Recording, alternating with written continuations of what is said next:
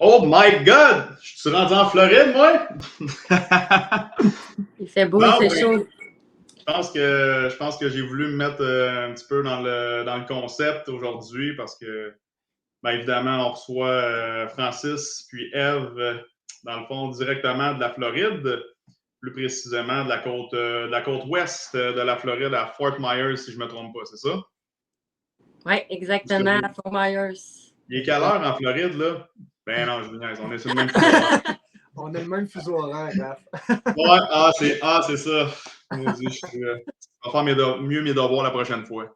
Hey, je voulais te remercier, Raph, de nous avoir invités aujourd'hui. On est vraiment content d'être avec toi aujourd'hui. Je trouvais l'idée du live super intéressant. Merci beaucoup. Ben, écoute, ça fait plaisir, premièrement, puis merci, vous, d'avoir embarqué dans mes folies. Je pense que c'est intéressant de partager les échanges qu'on va avoir aujourd'hui parce que il y a plein d'informations qui sont pertinentes. Je veux dire, on a déjà eu, on s'est déjà parlé à quelques reprises au téléphone. Puis là, je me suis dit, hey, je pense qu'il y en aurait d'autres qui aimeraient s'entendre ce que vous avez à dire. Puis même moi, je vais pouvoir approfondir un petit peu plus au niveau de mes questions aujourd'hui. Ça va vraiment être, je veux dire, on part sur une discussion, puis on est dans un mode de partage. On est là pour que les gens en apprennent un petit peu plus, oui, sur les investissements en Floride, mais tu sais, vous êtes des humains, hein, vous êtes en train de bâtir une famille. Peut-être aussi qu'il y en a des gens qui vont peut-être vouloir déménager là-bas, on ne sait jamais. Ça. Fait que ça a commencé par où, là, toute cette belle histoire-là? Parce que là, vous étiez bien établi au Québec, vous aviez quelques investissements ici. Puis là, tout d'un coup, comme tout ce qui a pété, on s'en va en Floride. Oui, mais c'est vraiment ça en plus. Ça s'est vraiment fait sur un coup de tête, c'est ça le pire. Et dans le fond, nous, c'est qu'on a tout le temps dit qu'un jour, on aurait un condo en Floride à notre retraite, qu'on irait passer là nos hivers, tout ça. Puis à un moment donné, on a comme eu l'idée de devancer nos projets puis d'aller directement tout de suite à notre âge en Floride. Puis finalement, ça s'est concrétisé beaucoup plus rapidement qu'on le pensait. C'est sûr, c'est un long processus, mais ça s'est fait plus rapidement qu'on pensait. Là. Alors, c'est pas juste un condo, là, tu sais. On est rendu en Floride. Vous êtes établi là comme en permanence. Si je peux rajouter quelque chose, ici, il y a un groupe, justement, de la famille de la Côte-Ouest, justement, où on se rencontre une fois par mois. Ouais. Des fois, on voit d'autres personnes aussi qui ont fait le move un peu comme nous. Mais généralement, ça va être des gens de 40 ans, 50 ans et plus. Fait que, nous, de l'avoir fait, moi, 30 ans, puis Ève à 26 ans, c'est quand même plutôt rare qu'on voit des jeunes Québécois là, qui font le move comme ça. Ouais. Puis, et on est vraiment content de l'avoir fait. Ben, c'est inspirant parce que tu vois que souvent, les limites qu'on s'impose, c'est juste dans nos têtes. Puis, peu importe, tu es rendu où dans ta vie, tout est possible. Fait que, tu sais, c'est bien de partager ça parce que, tu sais, la Floride, investisseur en Floride, c'est pas, tu sais, l'image de l'homme d'affaires en soute avec ses Lamborghini à Miami, tu sais. On s'enlève, tu sais, on déroge un petit peu de ça puis on rend ça plus accessible. C'est ça que je trouve beau parce que c'est des stéréotypes souvent qui ne sont pas nécessairement la réalité. Puis, je trouve ça vraiment inspirant ce que vous faites. Fait que vraiment, je suis choyé de vous avoir aujourd'hui. Puis, mettons qu'on recule un petit peu quand vous étiez au Québec avant de partir. Vous aviez acquis un petit peu d'expérience au niveau des investissements, puis même au niveau de la gestion de certains projets. Là. Ben oui, exactement. Un petit peu notre background, les deux, on était des entrepreneurs au début dans le domaine de l'assurance, travailleurs autonomes. On a bâti des équipes dans le domaine de l'assurance où on a eu beaucoup de succès. Ouais. En même temps, moi et Pierre, on a commencé à s'informer, à aller dans des réseaux soirées mensuelles sur l'immobilier, à lire tous les livres qu'on trouvait sur notre main sur l'immobilier. C'est un peu comme ça que ça a commencé. Ouais. À ce moment-là, je n'avais pas beaucoup de gens dans mon entourage qui étaient investisseurs. Fait que, c'était comme un petit peu difficile de justement s'informer là-dessus. Mais justement, il y a un de mes bons amis, Nicolas, qui m'avait donné beaucoup de conseils sur l'immobilier. Des fois, on dit s'entourer des gens un peu comme nous, des investisseurs. Fait que c'est un petit peu ça qu'on a fait. En même temps, on a commencé à décider de faire nos premiers investissements. Ouais.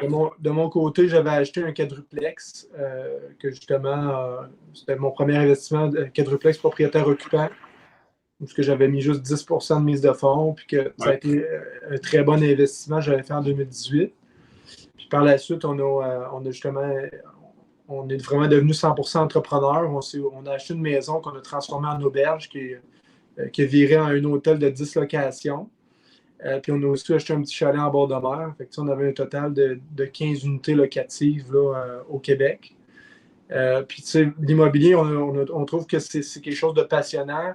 C'est un beau véhicule financier. Puis c'est pas quelque chose nécessairement aussi que tu as besoin de mettre la main à la pâte à tous les jours pour que ça te rapporte. Des fois, même pendant que tu vas dormir ou que tu vas faire d'autres activités plaisantes comme voir des amis ou peu importe l'activité, ça rapporte quand même. Fait que tu n'as pas besoin d'être actif dans ce travail-là. Moi, c'est ça, je trouve, qui est vraiment incroyable. C'est un peu ça. C'est scalable, comme on dit, parce que bon, plus tu gagnes de portes, plus ce que je veux dire, dans le fond, ce que je veux dire, c'est que parce que je pense que vous faisiez de la location court terme et de la location long terme.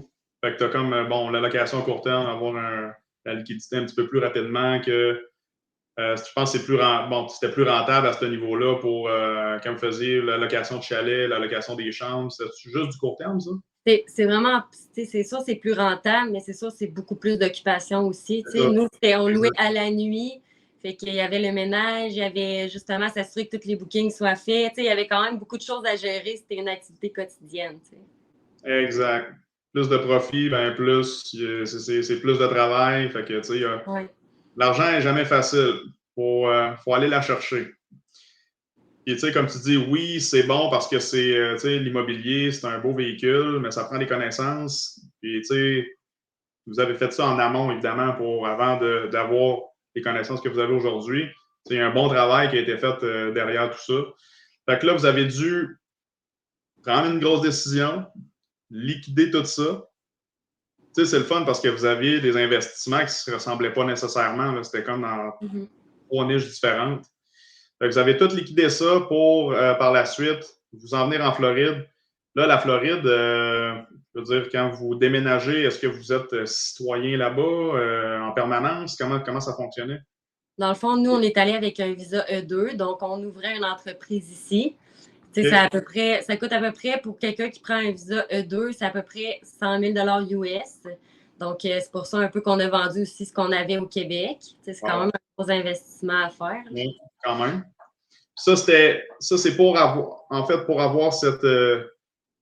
C'est un visa E2, c'est comme le visa E2, c'est 100 000. C'est 100 000? OK. Oui, c'est ça qu'il y a d'autres sortes de visas, mais nous, on est vraiment avec le visa investisseur, qui est un visa E2.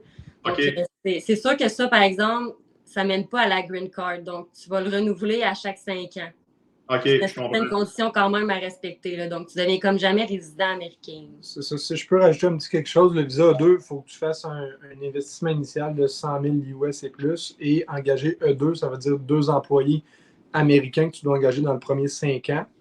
Et ça, si ta business génère des revenus, des bons revenus, à chaque 5 ans, tu vas pouvoir toujours renouveler ce visa-là qui est renouvelable à vie finalement.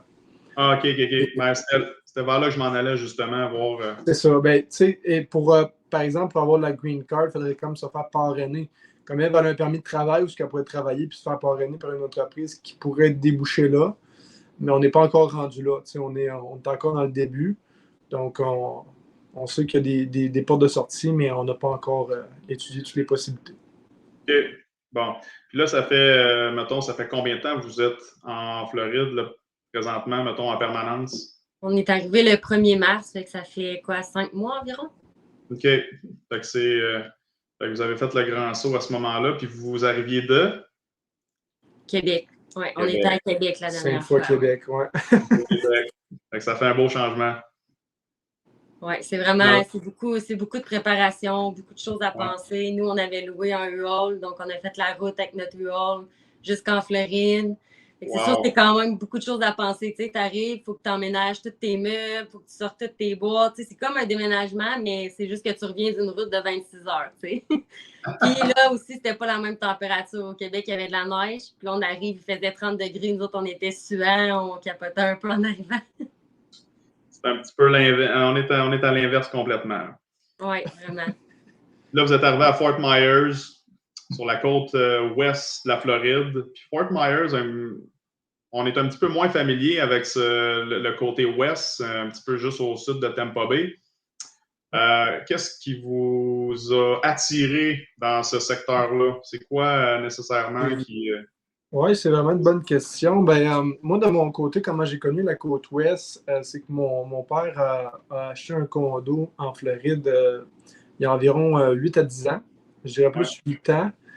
C'est à Naples, donc c'est sur la côte ouest, un petit peu plus au sud. Okay. Naples, c'est reconnu comme l'endroit où il y a le plus de millionnaires et de milliardaires partout en Floride. C'est un endroit très propre, très sécuritaire, où ça va être vraiment plus luxueux pour les moyennes d'âge, à peu près 65 ans. Donc, c'est là où les personnes à la retraite vont souvent passer leur retraite 6 mois par année, les snowbirds, finalement. Les snowbirds, oui. Fort Myers, c'est à peu près à 30 minutes de là, un petit peu plus au nord. Donc, c'est quand même proche. C'est la ville juste en haut. Okay. C'est un endroit aussi que j'avais connu justement à cause de ça, vu qu'on venait l'hiver presque environ tous les 2 ans. Okay. C'est un endroit qui est vraiment très central, qui a un très gros aéroport où il y a des vols autant locaux aux États-Unis que des vols internationaux directement à Québec ou à Montréal. Fait que, ça, c'est quand même un avantage justement pour les gens qui viennent ici en Floride. Aussi, comparativement à Naples, Fort Myers, c'est un endroit qui est un petit peu plus familial. On parle d'une moyenne d'âge d'environ 40 ans. Donc, c'est sûr, pour nous, une jeune famille, comme moi, j'ai 30 ans, mais c'est sûr que je ne voulais pas vivre dans un endroit où il y avait juste des retraités et qu'il n'y a pas d'action. Moi, j'aime ça aller dans le downtown, aller dans des activités. Ouais. Également, la côte ouest, c'est là où il y a les plus belles plages en Floride, des plages de sable blanc, où est-ce qu'il y a toujours une température clémente. C'est pas pour rien qu'on appelle la Floride le Sunshine State. Ici, à chaque jour, il fait toujours soleil. Là. Fait que, on regarde pas la météo. Oui, il y a des petites passes, des fois, de pluie un peu dans le printemps puis l'été. Il va mouiller un petit peu plus, mais tout le reste de l'année, on a du soleil environ 300 jours sur 365. Là. Fait que... Wow, OK. Fait que c'est un gros avantage sur la météo. Puis le sable est plus fin. Tu sais, ça débouche dans le golfe du Mexique. Fait que c'est comme la même eau que les Caraïbes, mettons. Là. Comme tu dis, on est juste en face du golfe du Mexique, fait que la température, c'est un peu l'équivalent du Mexique. Tu sais, des fois, les gens qui vont aimer le Mexique, ça ressemble beaucoup. Côté ouest aussi, un petit peu plus côté nature, moins développé que le côté est. Côté est, il y a beaucoup plus de gens à l'hectare. Donc, ici aussi, c'est pour ça que le Fort Myers, Cape Coral, c'est l'endroit qui grandit le plus rapidement dans la Floride, justement parce qu'il y a encore beaucoup de place à l'expansion, beaucoup plus de terrain disponible. OK. Ça, c'est quand même aussi intéressant, là, le côté nature. Là, ça me rejoignait beaucoup. Ben, c'est intéressant parce que, tu sais, si tu t'en vas dans un marché comme dans l'Est où c'est un peu plus saturé, où beaucoup de gens, ben, c'est très, très dense au niveau de la population. Donc, probablement qu'il y a un plus gros roulement au niveau de l'immobilier. Fait que qu'est-ce que ça fait dans ce temps-là? C'est que les prix montent plus vite. Fait que ça coûte pas mal plus cher à investir sur la côte ouest que sur la côte est que sur la côte ouest, où ce que vous êtes en ce moment. Mais avant qu'on rentre trop plus dans les détails au niveau des opportunités d'investissement ici et ça, quand vous êtes rentré, vous êtes allé chercher votre visa E2, vous avez dû partir une compagnie. Parlez-moi donc un petit peu de quel genre de compagnie vous êtes dans lequel vous vous êtes lancé.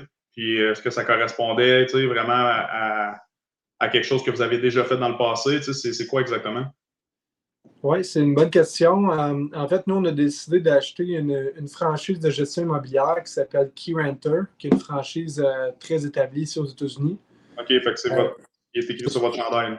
Oui, exactement. Fait que KeyRenter, eux, ils ont environ une 60aine de franchises partout aux États-Unis. Ouais. 9 franchises en Floride. Fait que, ils ont déjà un système déjà établi. On a des gens aussi derrière nous, des professionnels qui viennent tout le temps faire du coaching. C'est ça que j'aime beaucoup.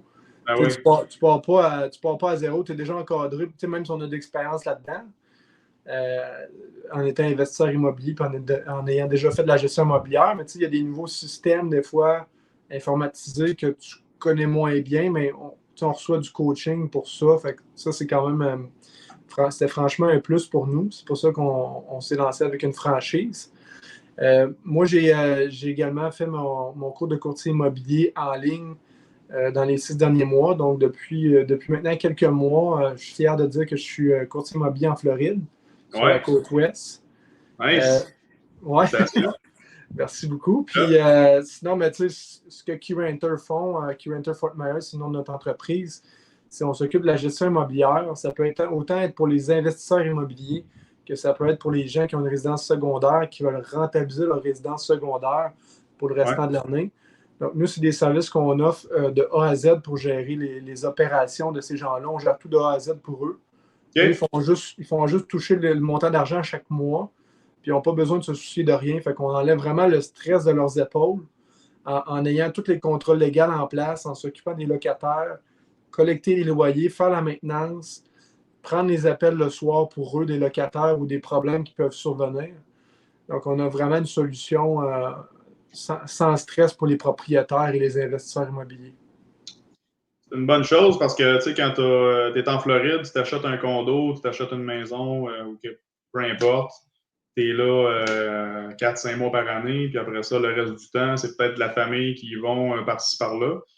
Mais là, de ce que tu me dis, c'est que vous prenez ça en charge, puis vous arrangez pour que la propriété soit louée, puis que tout le roulement soit fait, puis que l'entretien se fasse aussi. Oui, exactement. Ça ressemblerait à combien, mettons, quelqu'un qui veut louer, je veux dire, qui veut faire louer, qui veut faire affaire avec vous, c'est quoi les charges par rapport à ça? On est-tu une bonne idée? Oui, en fait, par exemple, disons quelqu'un qui est un investisseur immobilier qui achète, je sais pas, un duplex, qui loue les deux côtés avec un bail annuel de chaque côté. Nous, on charge 9 % de frais mensuels. OK. Donc, tout le reste, ça va vraiment aller au propriétaire. Nous, ce qu'on fait, c'est qu'une fois que les revenus sont touchés, on enlève les dépenses de l'immeuble et toutes les dépenses récurrentes mensuellement. Puis après ça, on va payer l'excédentaire au propriétaire. Le propriétaire, il n'a absolument besoin de rien s'occuper. Nous, on peut même l'aider justement à trouver le bon investissement qui lui convient pour trouver quelque chose qui peut être rentable. Ça peut être un condo, une maison, un duplex. Ce qui est l'investissement qui lui convient. Puis sinon, également aussi, on a un frais par rapport à trouver le bon locataire, à faire toutes nos vérifications diligentes, de trouver le bon locataire, de faire un background check. Justement, KeyRenter, on est quand même d'avant-garde avec ça parce qu'on est la compagnie de gestion immobilière qui a les frais d'éviction, le pourcentage d'éviction le plus bas possible. On est en bas de 1%. Donc, c'est par rapport justement à ce qu'on fait vraiment attention à nos sélections de locataires. On ne met pas n'importe qui dans le logement juste pour qu'il soit loué. Là. Fait qu'on trouve vraiment la bonne personne qui va pouvoir justement faire le paiement tous les mois. Aussitôt qu'on a trouvé aussi un locataire qui se qualifie, on va charger 50 % du premier mois de loyer. Donc ça, c'est chargé une fois par année juste pour le marketing puis trouver le locataire. Ouais. Donc, c'est les deux seuls frais qu'on a. Également, on offre deux inspections par année avec photo. On va se déplacer, on va dire au propriétaire exactement qu'est-ce qu'il y en est de son investissement immobilier, qu'est-ce qu'il y aurait à réparer, qu'est-ce qu'il y aurait à améliorer. Donc ça permet justement, ces petites visites-là récurrentes, ça permet justement de bien protéger son investissement immobilier en faisant des vérifications régulières. Et d'avoir un œil proche sur ce qui se passe parce qu'on n'est pas là, on est parti toute l'année, puis peut-être même que tu y vas une fois par année si c'est vraiment pour de l'investissement pur, si c'est pas un investissement, je veux dire une résidence secondaire. Fait en résumé, dans le fond, vous avez un montant forfaitaire au départ là, pour le marketing, pour trouver le locataire, faire un peu de publicité, faire la vérification, enquête de crédit pour s'assurer que la personne est solvable, puis après ça, j'imagine les inspections, tout ça, ça rentre dans le montant forfaitaire qu'on paye au départ, ça? Les inspections, c'est 2 fois par année, c'est 95 $ là, par inspection. Par inspection. C'est vraiment des grosses inspections complètes là, avec un rapport très détaillé, avec des photos. On va passer généralement de 1 à 2 heures là, pour ce rapport-là. Donc, c'est juste pour le déplacement puis le temps et l'effort qu'on met pour des rapports détaillés comme ça. Ouais. Mais ça vient vraiment justement protéger l'investissement immobilier des investisseurs. Good. Puis vous avez dit que vous n'avez pas un gros taux d'éviction. Ben justement, comment ça marche en Floride? C'est aussi compliqué qu'au Québec? Mettons qu'il y a un locataire qui ne paye pas, là, on a de la misère avec, puis c'est-tu aussi compliqué? Ça peut, parce que, tu sais, au Québec, ça peut prendre entre 3 à 6 mois avant que. Ben, 3 à 6 mois, peut-être que je suis un petit peu généreux, là. Mais des fois, ça peut prendre plusieurs mois ici avant qu'on ait un jugement et qu'on soit autorisé à sortir le locataire. Ma conjointe, elle pourrait plus le dire que moi. C'est vraiment elle la pro dans tout ce qui est le locatif au Québec. Mais expliquez-moi donc un petit peu, voir comment ça marche en Floride. Bien, c'est ça qui est vraiment différent en Floride puis du Québec, c'est qu'ici, il n'y en a pas de régie du logement. Fait que si ton locataire ne paye pas, comment ça fonctionne, c'est que dans les premiers jours, il va avoir un avis de non-paiement. Puis par la suite, s'il n'a toujours pas fait le paiement au 8e jour, il y a un avis de 3 jours qui va y être envoyé, qu'il y a 3 jours pour payer ou quitter. Fait que si finalement, il ne paye pas, puis au bout de 3 jours, il n'est pas parti, ça se fait avec des avocats, puis les shérifs viennent directement au loyer, retirer le locataire du loyer, puis toi, tu le remets à louer, tu sais. Le shérif. Oui, un shérif, exactement. Fait que, il arrive avec son chapeau, toc-toc. Il est avec moi, mon chum. On s'en va. Prends tes affaires.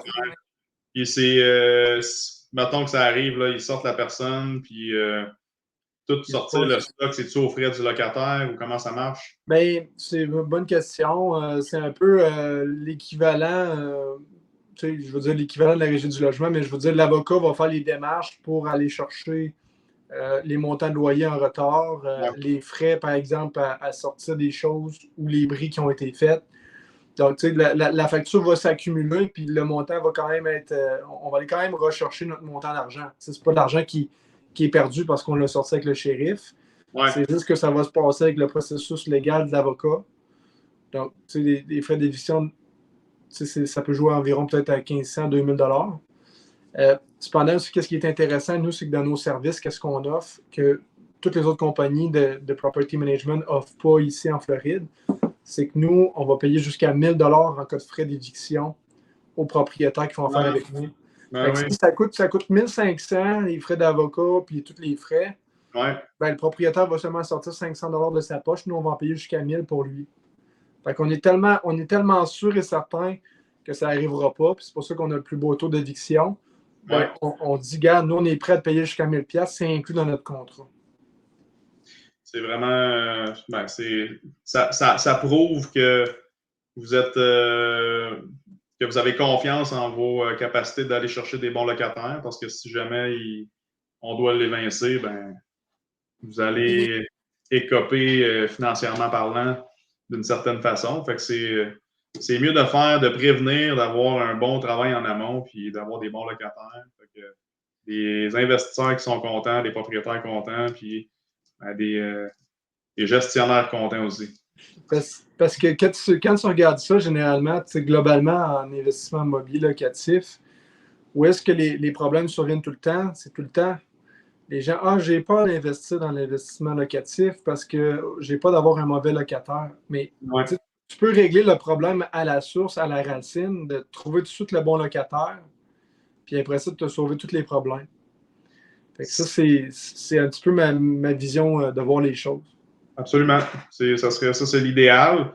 Et si, mettons, tu achètes quelque chose, puis qu'il y a déjà, par exemple, on va dire, tu sais, mettons, si tu achètes une maison, un condo, bon, la reprise du logement se fait beaucoup plus facilement si c'est le propriétaire. Si c'est un locataire qui est là, puis qu'il y a déjà un bail en cours, la reprise du logement se fait-tu de façon immédiate à l'occupation comme ça a été entendu quand tu fais ton offre, ou il y a un certain délai à respecter? Je ne sais pas si vous êtes capable de répondre à ça. C'est une bonne question. Ici, il faut que si tu achètes une propriété et qu'il y a un bail, il faut que tu suives le bail. Il va falloir que tu attendes que le bail se termine. À moins, c'est sûr que tu peux toujours prendre, au Québec aussi, ça se fait, mais tu peux toujours prendre entente avec le locataire, peut-être te dire, regarde, je te paye un montant, puis je te paye peut-être le déménagement. S'il accepte, puis les deux s'entendent, oui, il va y avoir possibilité, mais généralement, il va falloir vraiment suivre le bail.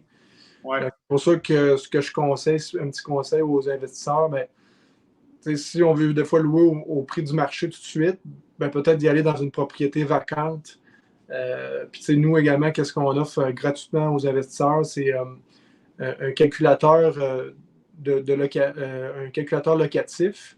OK. Donc, en rentrant l'adresse dans nos systèmes, on peut savoir exactement comment est-ce que ça va se louer par mois avec une quinzaine de comparables. Donc, ça, c'est des outils que nous, notre compagnie, on a, que plusieurs autres compagnies n'offrent pas. Oui. Donc, on vient vraiment maximiser l'investissement en ayant cherché le maximum de loyers possible avec justement le condo, la maison locative. OK.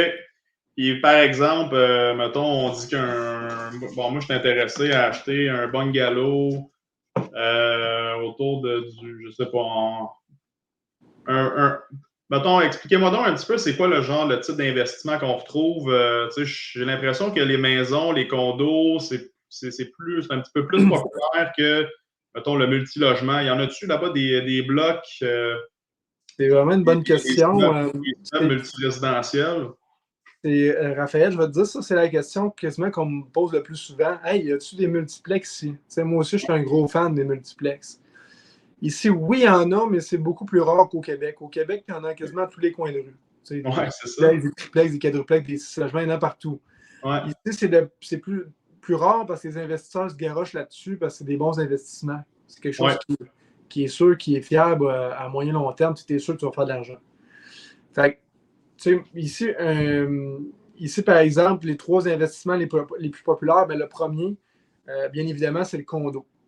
Donc, ça va être des tours de condo où est-ce que tu vas avoir des services inclus. Ouais.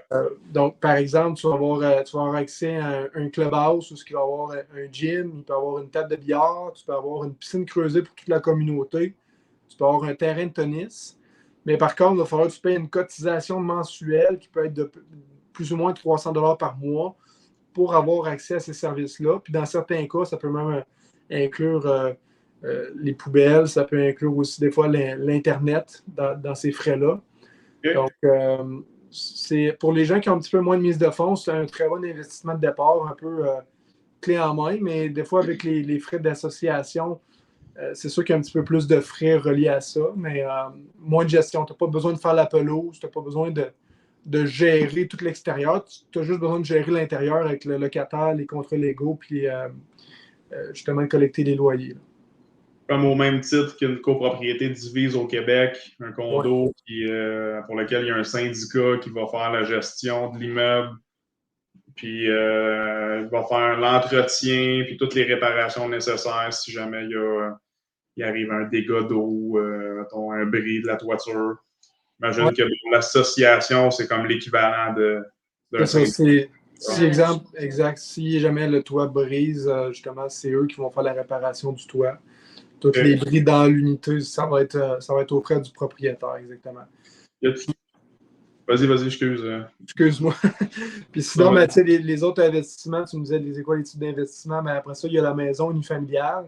Ouais. Ça, actuellement, c'est quelque chose qui est très populaire en ce moment, que justement, c'est très recherché par les investisseurs. Parce que le marché au niveau des maisons locatives sont très en demande, puis les maisons s'apprécient très rapidement.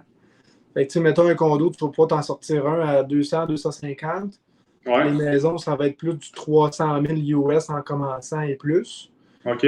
Par contre, oui, tu vas payer un petit peu plus cher, mais tu n'auras pas de frais d'association à payer. Fait que si tu as un frais de 300-400 par mois d'association, ben, ce frais-là est directement sauvé dans tes poches, puis il va être payant à moyen long terme.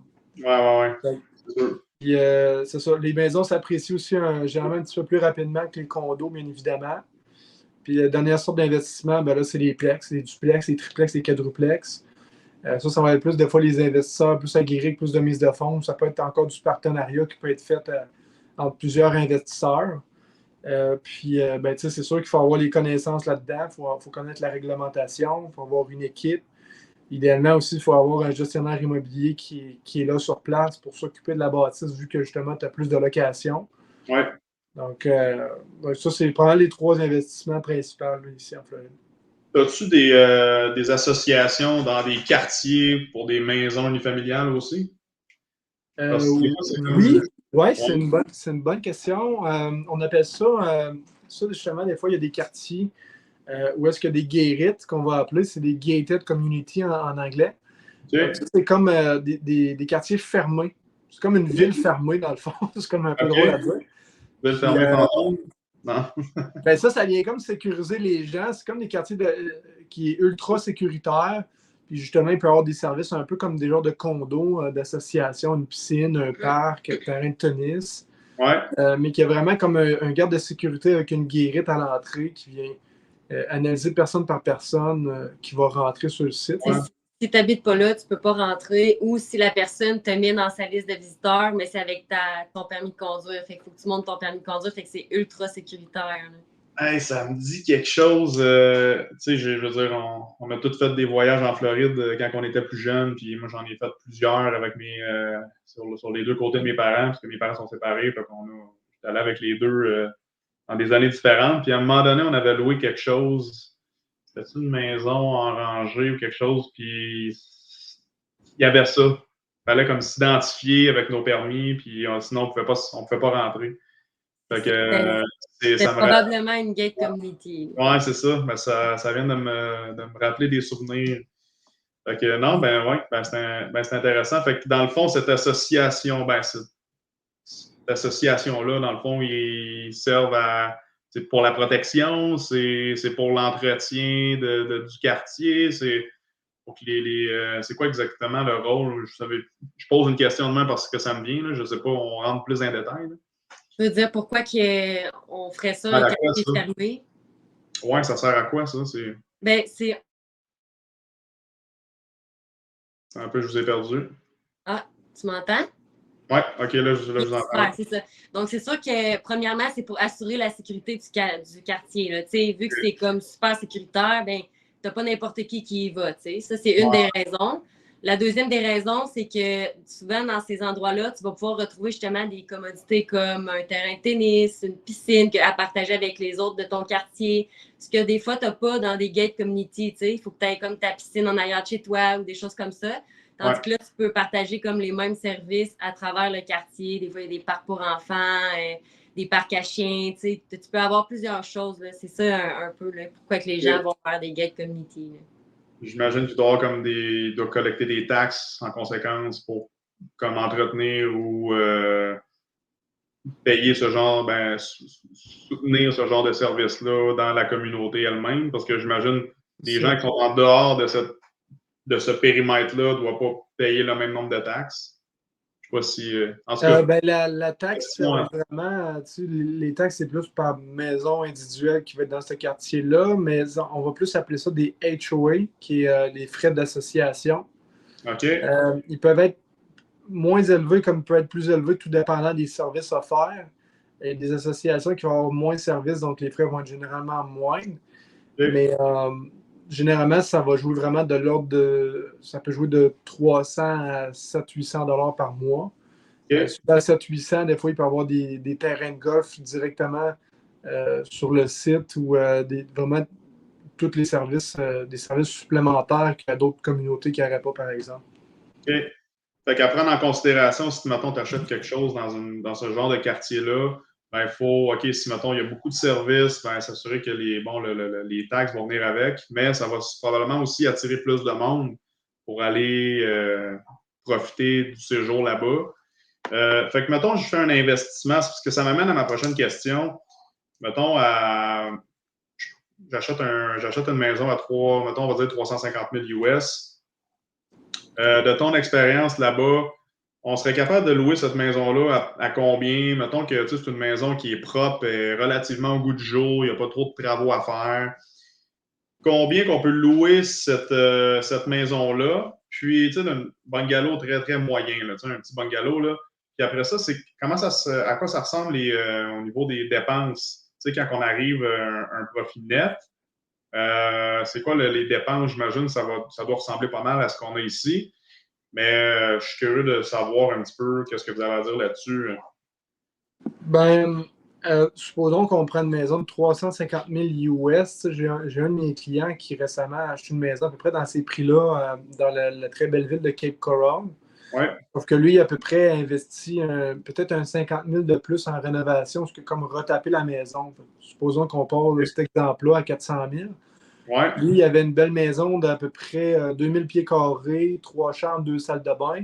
Puis il y avait même une piscine avec un beau gazebo fermé en arrière.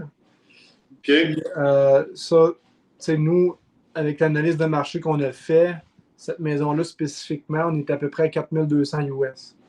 Par mois? Oui, c'est ça. Mais tu sais, là, mettons, on est rendu à peu près à 400. Oui, exactement par mois. Mais Là, sinon. on parle du loyer, là, mettons le revenu brut? Oui, c'est ça, le revenu brut. Mais tu sais, sinon, si on parle, exemple, disons, d'un condo, 2 chambres à coucher, 2 salles de bain, on va se louer ici en moyenne dans notre secteur 2000 US.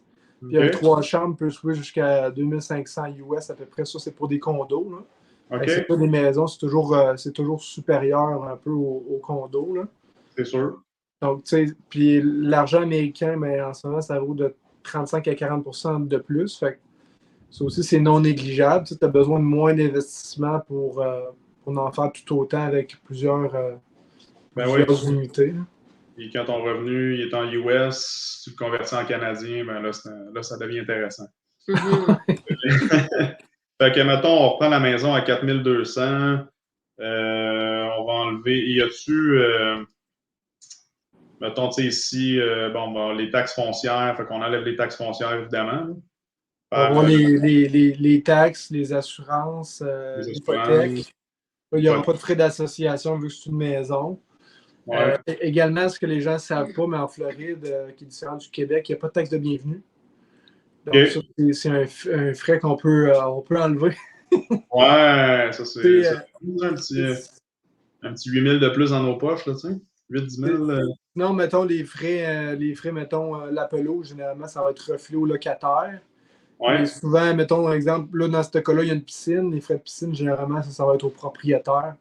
Il va envoyer un professionnel qui va nettoyer la piscine, changer le filtre et vraiment s'occuper que tout est correct, mettons, à peu près une fois par semaine ou une fois 2 semaines. OK. Donc, tu sais, il y a pas mal ces frais-là. Sinon, des fois aussi, on calcule tout le temps les frais. Nous, on calcule tout le temps un pourcentage de frais pour les réparations. Ouais. Dans ce cas-là, la maison va être retapée au complet, mais veut pas, au fil du temps, il y a tout le temps des réparations qui surviennent, qu'on le veuille ou non. Fait qu'il faut se prévoir un 3 à 5 de dépenses qui peut être reliées aux réparations. Qu'on accumule si jamais on n'en a pas de besoin. Puis quand on a quelque chose d'un petit peu plus gros, ben, au moins on a un petit fonds d'urgence pour venir supporter ces dépenses-là. Puis, sans oublier les frais de gestion, si, mettons, on prend un service avec vous. OK, ben ça ressemble pas mal à ce que, mettons, on a ici. Puis, mettons qu'on va dans le le plex, là, mais le multi-résidentiel, s'il y a des opportunités, parce que, ça semble être plus rare là-bas, puis les gens, ils vont l'acheter, ils vont acheter ça pour la détention long terme. Ce qui est une bonne chose, hein, quand tu achètes des immeubles, c'est pour les garder longtemps, pas pour revendre tout de suite, à moins que tu veux faire un flip. Il y en a-tu qui en font des flips? Oui, exactement. C'est quelque chose qui est très populaire ici aux États-Unis. C'est sûr que il faut avoir un flip, c'est un petit peu plus complexe que de la détention long terme d'un immeuble. Ouais. Il faut vraiment bien connaître le marché pour être sûr de ne pas payer trop cher. La première des choses, c'est de ne pas payer trop cher ton immeuble. Aussi de voir le potentiel d'optimisation où que la maison peut avoir.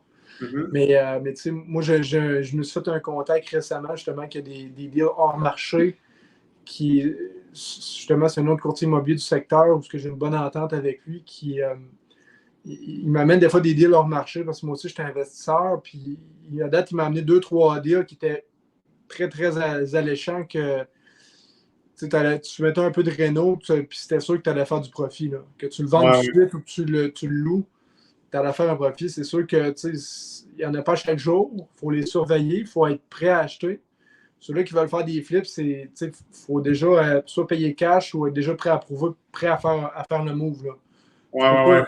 Tu peux pas attendre de dire je vais peut-être l'acheter un mois, dans 2 mois, ça va être trop tard. Là. Non, c'est ça. Le monde, ils vont le spotter puis ils vont l'acheter tout de suite. OK. Mettons que moi, je suis intéressé à l'acheter ton deal hors marché, que je veux être prêt quand ça arrive.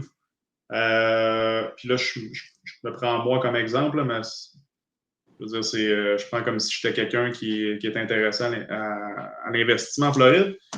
Comment je me prépare? Je vais faire affaire avec une banque là-bas. C'est quoi, mettons, les premières étapes? Dire, OK, là, Raphaël, toi, tu es intéressé à investir en Floride. C'est par où qu'on commence? Mettons, on va rentrer un petit peu dans ce qui est financement, puis, mise de fonds ici et ça. Oui. Il y a plusieurs options de se financer. Donc, la première, c'est par exemple quelqu'un qui va acheter une résidence saisonnière ou une résidence principale. Généralement, ce qui est mieux pour un Canadien, c'est de faire affaire avec des banques canadiennes, comme par exemple la RBC, la BMO, la TD. Ouais. Il y a aussi Desjardins Bank qui est sur la côte est de la Floride. Donc, eux, ils font du financement. Comme nous, par exemple, la moins restrictive qu'on a vue pour les Canadiens, la TD était très bon pour les Canadiens sur la côte ouest. C'est prêtait seulement 20 il se base sur ton crédit canadien, sur ton emploi canadien. Besoin d'avoir ton emploi 6 mois et plus seulement, ce qui n'est pas très restrictif. Donc, supposons que le Snowbird achète sa résidence secondaire, 20 6 mois d'emploi. Il va se faire préapprouver par le banquier. Après ça, il va pouvoir commencer à faire des offres d'achat avec un courtier immobilier où il va pouvoir justement se faire bien conseiller dans son investissement. Donc, c'est un petit peu ça. Sinon, la deuxième option, il y a aussi des prêts investisseurs. On a un très bon contact aussi qui fait des prêts pour les investisseurs qui va être généralement à peu près 2% d'intérêt supplémentaire que l'autre prêt pour les résidences saisonnières ou principales. Ouais. Puis ils vont également demander 30% de mise de fonds au lieu de 20 à 30, tout dépendant le banquier qu'on prend. Ouais. Un petit peu plus de mise de fonds, un petit peu plus de taux d'intérêt, mais vont poser beaucoup moins de questions pour. Ils ne demanderont pas de questions au niveau de l'emploi, ils ne demanderont pas de questions au niveau du crédit. Donc, des fois, c'est des choses comme ça qui peuvent retenir certains acheteurs de passer à l'action.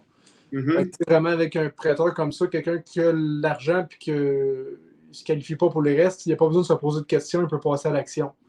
On parle d'ici des investisseurs qui peuvent faire du partenariat, des gens qui, malheureusement, pour une situation X, ont fait faillite il y a 2 ans. Ben, on ne les bloquera pas pour autant. OK. Puis, mettons, pour un. Quand tu investis, c'est sûr que ça coûte un petit peu plus. Ben, ça prend plus de liquidité, comme on dit. Si tu achètes une résidence pour l'habiter, exemple, qu'il y a des gens qui vont venir s'installer en Floride, j'imagine, tu sais, ici, on a la SCHL, tu peux payer jusqu'à 5% de mise de fonds. Avez-vous ce genre d'incitatif-là pour les gens qui ont un petit peu moins de fonds? Puis, si oui, ben, dans quel cas ces gens-là peuvent avoir accès à aussi peu, de mettre aussi peu que 5% de mise de fonds? C'est une bonne question. C'est sûr que ici aux États-Unis, il y a le FHA loan qu'on appelle, qu'on peut mettre seulement 5 à 6% de mise de fonds, plus ou moins. Cependant, il faut être ici résident aux États-Unis. Donc, quand on est Canadien, malheureusement, ce n'est pas nécessairement le cas. Fait qu'on n'est pas nécessairement éligible, malheureusement, à ce programme-là. Cependant, si on veut mettre justement peut-être pas 20 ou 30% de mise de fonds, tu me dis, hey Francis, c'est trop de mise de fonds pour moi. Ben, c'est sûr que moi, je conseille à ces gens-là de se tourner avec du partenariat ou encore de peut-être regarder d'autres options. Ça peut être de la balance de prix de vente. Ça, c'est ce qu'on appelle aller chercher du financement au niveau du vendeur. Donc, dans certaines occasions, des fois, c'est des gens que ça fait longtemps qu'ils détiennent la bâtisse ou encore, ça peut être eux-mêmes des investisseurs immobiliers, des courtiers immobiliers qui vendent leurs propriétés, qui sont ouverts à ce genre de choses-là, à venir financer. Donc, il y a quand même d'autres options qui peuvent être, d'autres avenues qui peuvent être possibles. OK. Puis, autre que, là, on parle un petit peu plus pour les gens propriétaires occupants. C'est quoi, pourquoi on va habiter en Floride? Ève, c'est quoi les raisons qui amènent les gens à venir habiter en Floride? C'est donc bien pas évident. C'est sûr, comme j'ai dit au début, c'est vraiment la chaleur, le climat. Le climat fait juste vraiment une grosse différence, Fait que c'est vraiment ça qui va emmener les gens principalement, dont moi aussi, pour skipper l'hiver. Mais c'est sûr aussi que tu passes par toutes sortes d'émotions là, quand tu décides de faire une immigration comme ça. Tu te dis, tu quittes tout ce que tu connais, tu quittes tous les gens que tu connais, les gens que tu aimes. Je te ferai pas de cachette que quand on a vendu notre entreprise, ben j'en ai eu de la peine, ça m'a fait de quoi, puis c'est normal. Puis même en partant la dernière journée avec ma famille, mes amis, c'était émotif, puis ça m'en a fait de la peine. Mais en étant ici maintenant depuis une couple de mois, je me sens bien ici, je m'étais fait tellement une idée de ce que les gens me disaient. Ah, c'est dangereux là-bas, c'est ci, c'est ça. Je m'étais fait vraiment une idée, puis ça m'avait amené beaucoup de stress. Ouais. Puis finalement, en étant ici, je réalise que tout ce que les gens m'avaient dit de faire attention, puis c'est dangereux, puis c'est ci, puis c'est ça, ben on était loin de la réalité. Il n'y a pas une fois ici que je me suis sentie genre comme oppressée ou que je me suis sentie vraiment pas en sécurité ou quoi que ce soit. Je me sens bien ici. Là. C'est ça aussi, quand il y a plein de soleil, tu as beaucoup de vitamine D, fait que c'est ça, c'est pas dur de bien aller. Là. Ouais, c'est tellement bon ce que tu dis parce que si on écoutait tout le temps notre entourage, là, oui. Mais en même temps, c'est pas mauvais parce que tu dis ton entourage, elle veut te protéger. Fait que c'est sûr que je pense que c'est quand même à prendre en considération de voir ça d'une belle façon, que c'est parce que les gens veulent te protéger ou quoi que ce soit. Mais je pense qu'il faut vraiment s'écouter soi-même puis d'aller vérifier par soi-même les informations. Puis après, tu es bon pour après te faire ta propre idée de la situation. T'sais. Exact. Puis encore là, faut pas jouer la victime puis se dire ah ben là, moi j'aurais donc dû faire le move, mais tout le monde me disait de pas le faire. Mais tu sais, c'est pas ces gens-là qui t'ont empêché. Tu t'es empêché toi-même de le faire si tu l'as pas fait. Parce que t'es pas allé au bout des choses, puis t'as continué d'écouter les suppositions que ces gens-là font. Ils n'en ont aucune idée c'est quoi habiter dans un autre pays. Ils l'ont jamais fait. Fait que c'est sûr qu'ils vont vouloir te protéger parce que c'est de l'inconnu. Quand c'est de l'inconnu, ça fait peur. Puis c'est sûr que moi, je pense que ce qui a fait mon déclic, c'est vraiment quand je me suis dit, je me disais, mais je peux pas partir, j'ai ma meilleure amie, j'ai ma mère, j'ai du monde autour de moi, proche de moi. Mais ces gens-là vont pas arrêter de vivre pour moi non plus. S'ils ont une belle opportunité à vivre à 4 heures, 5 heures, 6 heures de chez nous ou quoi que ce soit, ils vont aller la vivre. Ils vont pas ils vont pas se dire, faut que je reste à côté d'Ève parce que c'est important. C'est important de garder des bonnes relations, mais je pense que c'est pas ça qui définit la relation, même si t'es loin. Puis là, vous avez une petite fille. Oui. Puis, vous êtes deux parents, vous êtes loin de la famille, vous êtes loin des amis. Puis, c'était quand même quelque chose à considérer aussi parce que, là, vous êtes vraiment comme. Comment je pourrais dire. Vous êtes on les. est arrivé seul au monde. Vous voulez aller faire quelque. Vous allez rencontrer des gens, vous allez rencontrer des gens de confiance. Puis, votre cercle va juste se refaire de façon naturelle. Mais c'est quand même, un pensez-y bien de dire comme, hey, je suis fatigué en fin de semaine, pap, pouvez-vous venir garder la petite, C'est quand même quelque chose, c'est courageux. Puis, mais en même temps, vous allez tellement bâtir des beaux souvenirs avec, comment est-ce qu'elle s'appelle? Notre petite fille s'appelle Abigail, elle est rendue à 2 ans et demi. Okay. Donc, elle se lève vraiment bien. On est en train d'y apprendre autant l'anglais que le français. Fait que, elle est vraiment intelligente pour son âge, puis elle se développe beaucoup. Ouais. Je suis vraiment contente de la progression qu'elle fait. Puis on va probablement l'inscrire peut-être à l'école à partir de 4 ans, l'après preschool qu'elle appelle. Wow. OK. Puis, tu parlais aussi tantôt, juste répondre à ce que tu disais, seul au monde. Au début, oui, on était un peu comme ça. Mais j'ai aussi mon frère qui a fait le même processus que nous d'immigration. Il est un peu plus vieux que moi. Mais lui, il habite seulement à 30 minutes de chez nous. Fait que on a quand même de la famille localement. Puis on s'est fait aussi des amis très rapidement, d'autres Québécois qui habitent à Fort Myers également. Okay. On a aussi un groupe où tous les gens de la côte ouest, qui est des Québécois, on se regroupe une fois par mois à la plage ou faire une autre activité. Fait que on a tout le temps quand même des activités sociales, du monde à voir. On n'est pas tout seul dans notre coin à faire notre business puis rien faire d'autre. La fin de semaine, on sort, on bouge, on fait des affaires. Puis c'est ça aussi, le vivre en Floride, c'est d'avoir l'accessibilité à faire du sport, d'aller à la plage, de faire tout ce que tu veux. Ouais, carrément. Ici, tu as comme plus de liberté, je trouve, un peu dans les actions que tu peux avoir. Ouais, c'est parce que tu peux être plus constant parce que tu n'as pas à prendre des habitudes, puis qu'après ça, dans 3 mois, tu changes de saison complètement. Là, tu mets les bottes, les manteaux, les ci, les ça. Là, ben non, c'est tout le temps la même température, peut-être un peu plus chaud l'été, mais tu sais, je vois tes vidéos, tu sais, c'est le fun en Floride. On a des moustiquaires. Pour l'été, je veux dire, tu peux les laisser là à l'année. Je veux dire, il va pas arriver l'hiver. Bon, ta laveuse sécheuse sur le balcon, tu sais, c'est comme. Oui, c'est quand même spécial. Quand je suis arrivée, j'ai trouvé ça drôle de voir ma laveuse sécheuse sur mon balcon. Puis justement, quand tu y penses, c'est que ça peut rester là l'année. Mais c'est impensable de penser que tu verrais ça dans une province où il y a de la neige, tu sais. C'est vraiment spécial à voir. Ouais. Et tu sais, juste ici, tu sais, tous les chalets, les maisons, 3 saisons, que c'est pas isolé au sous-sol, puis que là, ben, il faut que tu enlèves l'eau l'hiver, puis là, tu peux pas y aller parce que c'est pas isolé, puis là, si les tuyaux pètent, ben, avec l'eau dedans, ben, l'eau, ça gèle, puis ça gonfle, puis ça fait péter les tuyaux. Fait que, tu sais, c'est comme, ça, c'est un exemple parmi tant d'autres, mais tu sais, c'est sûr qu'il y en a qui vont dire, ouais, mais t'as pas les sports d'hiver, ici et ça. Bon, regarde, c'est pas fait pour tout le monde, la neige, c'est pas fait pour tout le monde avoir du soleil 365 jours par année, mais tout ça, ça l'amène de la constance, ça l'amène, c'est moins déstabilisant d'avoir du soleil et du beau temps 300 jours par année, ce qui est quand même incroyable. Je pensais pas autant que ça. Quand vous êtes choyé d'avoir ce beau temps-là, mais je ne dirais pas que vous êtes chanceux parce que vous avez créé votre chance. Et vous avez combattu toutes les mauvaises pensées, les pensées négatives, les gens qui vous ont dit de ne pas le faire. Honnêtement, c'est tout en votre honneur d'avoir fait ça. Je pense que vous commencez à vous faire connaître un petit peu au Québec. Vous connectez beaucoup avec les gens. Tu sais, nous, on a connecté à travers les réseaux sociaux.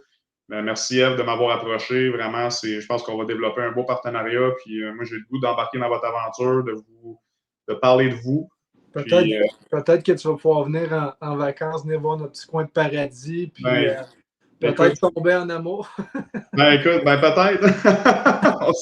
On sait jamais. On dit où tu te vois dans 5 ans, ben, chaque fois, on se dit, ouais, il y a 5 ans, je me voyais-tu ici aujourd'hui? Je ne crois pas. Je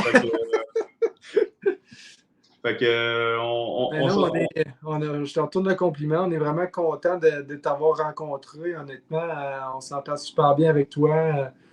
T'es gentil, sympathique, tu prends le temps avec les gens. Puis, je pense aussi que c'est ça qui fait ton succès au niveau du courtage immobilier. C'est que tu es là, tu es à l'écoute de tes clients, puis ça fait une grosse différence. Ben, merci pour le compliment. Je pense que on est des êtres humains, je le dis tout le temps. C'est le côté relationnel qui va amener tout le reste. Puis si on pense autrement, ben t'es peut-être pas dans le bon business. Mm-hmm. Donc, en finissant, dans le fond, si on veut vous rejoindre, ben on va finir avec. J'aimerais ça vous entendre. Je sais pas si c'est comme trop cliché de dire ça, là. Mais mettons un conseil pour quelqu'un qui voudrait investir en Floride, ça serait quoi? Le meilleur conseil que je peux donner aux gens, c'est d'investir maintenant parce que les gens, ils vont toujours trouver des excuses de « Ouais, mais là, les taux d'intérêt sont élevés. Ah, mais là, l'immobilier a augmenté beaucoup dans les dernières années. » Mais tu sais, l'immobilier, tu regardes au fil du temps, il a toujours augmenté. Oui, il y a des petits soubresauts une fois aux 10-15 ans, mais si tu gardes un immeuble à moyen-long terme pour de la location, tu sais, souvent, c'est ceux-là qui vont essayer de faire des flips, faire une passe de cash rapidement, qui vont se faire pincer justement dans les soubresauts du marché, mais ceux-là qui détiennent des immeubles à moyen-long terme, il n'y en a pas de soubresauts de marché. Mm-hmm. Moi, le meilleur conseil que je donnerais aux gens, c'est d'investir dès maintenant, de passer à l'action, puis de commencer tout de suite à bâtir un portfolio d'investissement où est-ce qu'un jour, ça va pouvoir faire boule de neige, puis qu'il va pouvoir se reculer un peu du travail prendre sa retraite, puis générer des bons revenus mensuellement. Puis également, l'avantage aussi de faire affaire avec nous, un gestionnaire immobilier, c'est de pouvoir justement se retirer, puis de ne pas investir de son temps à gérer ses immeubles. Donc, nous, c'est vraiment ça qu'on offre, un service clé en main. Puis, moi-même, au Québec, j'ai réfléchi à maintes reprises d'engager un gestionnaire immobilier pour mes immeubles. Puis, surtout, quelqu'un j'ai un de mes clients, lui, il travaille dans l'informatique, il travaille 80 heures par semaine. Lui, il a 3 propriétés locatives, il n'a pas le temps de gérer ses propriétés locatives. Effectivement. Nous, la clientèle qu'on vient toucher, c'est des gens comme ça qui travaillent trop, qui ont des familles, qui n'ont pas le temps. Ça peut être des gens de l'extérieur, des Canadiens, des snowbirds. Donc, ça, c'est vraiment la clientèle qu'on a un petit peu comme client. J'aurais pas dit mieux, Francis. C'est vraiment un très beau et conseil élaboré. Puis tu as raison, hein, c'est le meilleur temps pour investir, c'est hier. Fait que on lance la balle à tout le monde. Comment est-ce qu'on fait pour vous rejoindre si jamais on a de l'intérêt? On voudrait commencer un processus puis dire comme hey, moi j'ai du cash. Au Québec, c'est difficile. Les taux d'intérêt sont plus élevés que je pensais. C'est moins rentable d'acheter des petits immeubles en ce moment parce que je veux pas l'habiter. Je veux m'acheter une maison. Je veux peut-être aller en Floride à un moment donné, peut-être sur un bord de mer, peu importe. Comment est-ce qu'on va vous rejoindre? Ben, le meilleur moyen pour me rejoindre, c'est le 239-922-1640. N'hésitez pas à aller liker notre page Facebook. Également, Eve, si vous voulez la suivre, Famille en Floride sur TikTok. Vous pouvez m'écrire en privé aussi. Là, je fais le lien entre les deux, entre Francis qui est courtier puis la personne qui est intéressée aussi là, à investir. Puis, Francis Bourassa, Eve Dupuis sur les réseaux sociaux, sur toutes les plateformes. Puis le numéro de téléphone, c'était quoi? Notre numéro, c'est le 239-922-1640. 922, je vais le mettre à l'écran. Puis 922 1640.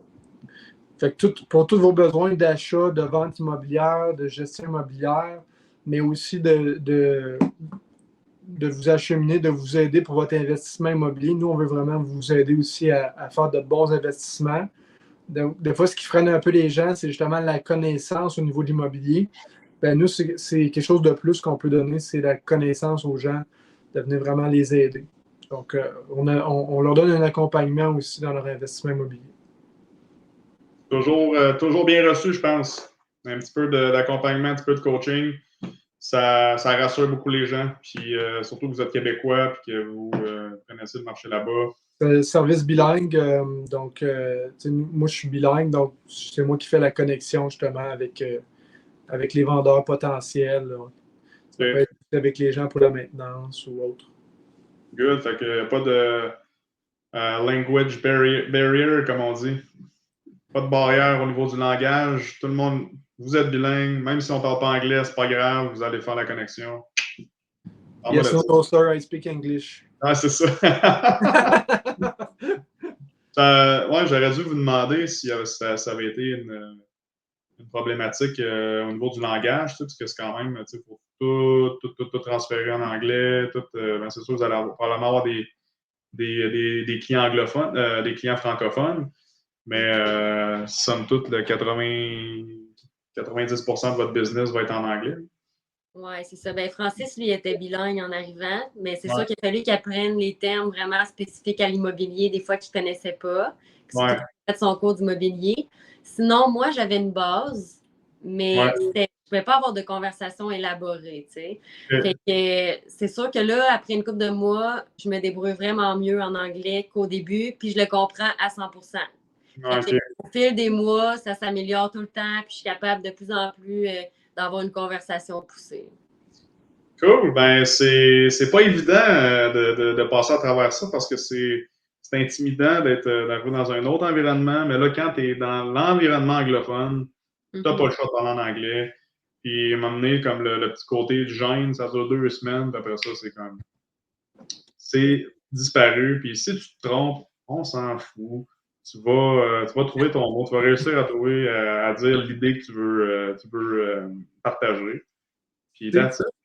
Ce Ce que les gens aussi, des fois, savent pas, c'est que, tu sais, ici en Floride, il y a quand même beaucoup de gens qui ont immigré ici dans notre secteur en Floride. Fait qu'il peut y avoir vraiment des gens de plein de backgrounds culturels, multiethniques. Tu sais, ici, c'est vraiment accepté, même que tu ne parles pas l'anglais parfaitement.